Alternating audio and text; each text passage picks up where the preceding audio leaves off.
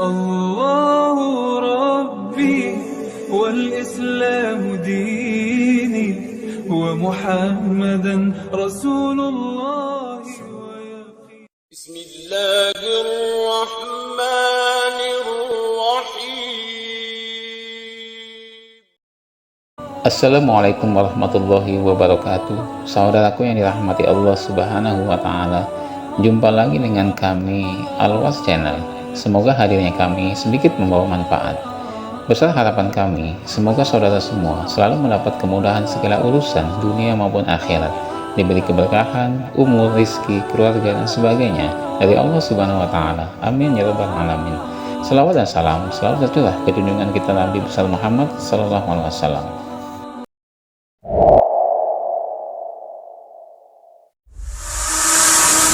Kehadiran malaikat di rumah tentu membawa rahmat dan berkah dari Allah Subhanahu wa Ta'ala. Jadikan rumah kita selain tempat yang nyaman untuk ditinggali bersama keluarga, tetapi juga tempat yang sering dikunjungi malaikat.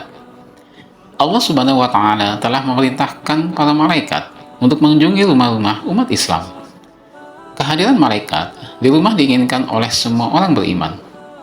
Tapi malaikat tidak tinggal di rumah kecuali diisi dengan kebaikan dan ketaatan kepada Allah Subhanahu wa Ta'ala. Malaikat dapat diundang ke rumah kita dengan berbagai cara. Hal pertama yang harus diperhatikan adalah menjaga keimanan kepada Allah Subhanahu wa Ta'ala. Tentu saja, ketika seseorang menjadi beriman, apapun yang ditetapkan Allah akan dilaksanakan dengan baik. Mengutip dari buku Mahmud Ash-Shafrawi mengundang malaikat ke rumah, berikut beberapa ciri rumah yang sering didatangi malaikat.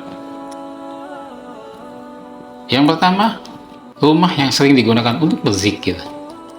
Berzikir menyebut nama Allah Subhanahu wa Ta'ala memiliki banyak manfaat. Salah satunya adalah berkumpulnya para malaikat. Ketika penghuni rumah selalu berzikir, para malaikat akan berkumpul bersama mereka.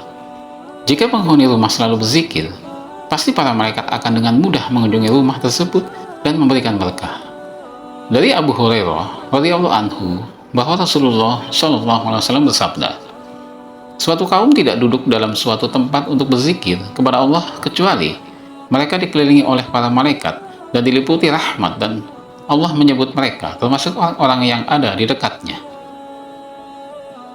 Yang kedua, rumah digunakan sebagai tempat sholat. Sholat merupakan ibadah yang paling utama bagi seorang muslim.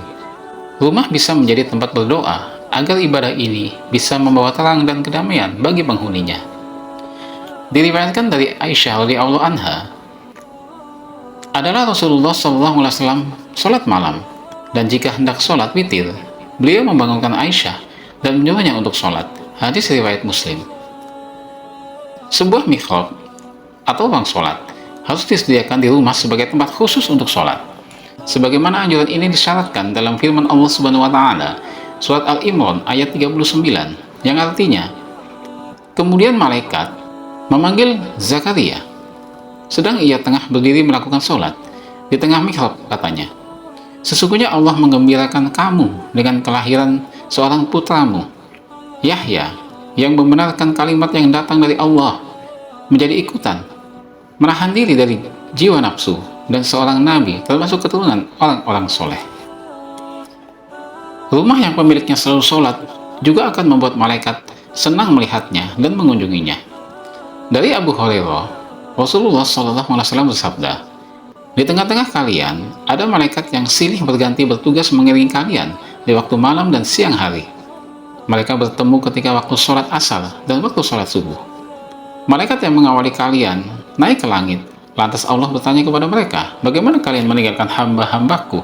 Para malaikat menjawab, kami tinggalkan mereka sedang tengah mendirikan sholat, dan kami datangi mereka sedang mendirikan sholat. Yang ketiga, rumah itu digunakan untuk membaca Al-Quran. Rumah yang sering digunakan untuk membaca ayat-ayat Al-Quran akan didatangi malaikat dan ditinggalkan setan. Berdasarkan hadis riwayat Ibnu Sirin, Rasulullah SAW bersabda, sesungguhnya rumah yang di dalamnya dibacakan Al-Quran, maka lapanglah penghuninya, maka kebaikan, malaikat menghadirinya, dan setan-setan meninggalkannya. Sebaliknya, rumah yang tidak dibacakan Al-Quran akan sempitlah penghuninya, sedikit kebaikannya, malaikat meninggalkannya dan setan-setan mendekatinya. Rasulullah mengajarkan untuk melindungi diri kita sendiri dari rumah setan. Contohnya adalah ketika seorang muslim memasuki rumahnya sambil mengucapkan bismillah, setan berkata kepada teman-temannya, "Ayo pergi, tidak ada tempat bagi kita di rumah ini." Begitu juga sebelum makan, kita ucapkan bismillah, setan akan menutup memberitahu teman-temannya, "Ayo pergi, tidak ada tempat untuk kita tinggal dan makan di rumah ini." Yang keempat, rumah tempat sering membaca sholawat. Sesungguhnya, di antara malaikat Allah Subhanahu wa Ta'ala, ada malaikat yang bertugas berkeliling mencari orang-orang yang membaca sholawat Nabi Shallallahu Alaihi Wasallam. Rasulullah Shallallahu Alaihi Wasallam bersabda, "Sesungguhnya di bumi ada malaikat yang berkeliling dengan tujuan menyampaikan sholawat umatku kepadaku." Hadis riwayat Nasai.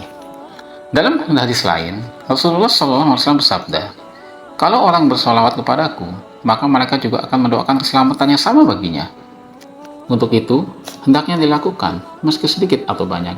Hadis riwayat Ibnu Majah dan Tabrani.